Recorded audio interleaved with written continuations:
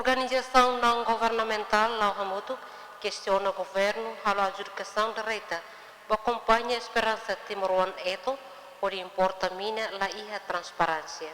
Declaração ni hatohusi pesquisadora Lauhamutuk Marta da Silva, jornalista bem hiramata halau encontro o presidente da República José Ramos Horta e a Palácio Presidencial Nicolau Lobato bairro Pite esta semana koto.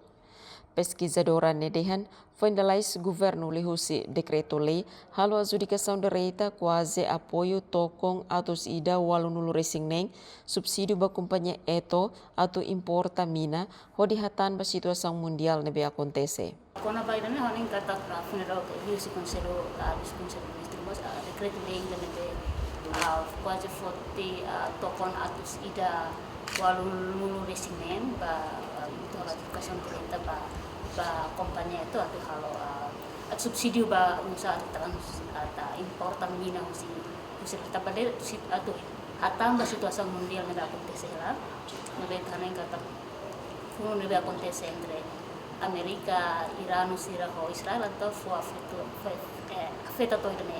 Kawanin kata kerana medidas preventiva baru nebe governo halo baik ni ba medidas da curto prazo dei. Mi ansa bele responde temporário dei. Mas bem ela bele sustentável dan ela bele liusi periode tina ainda nyalaran. Nyedehan sebenghira funu ne laiha foling mina bele normal. No dadaung ne mina foling komesa tung ona compara iha fulan março liba.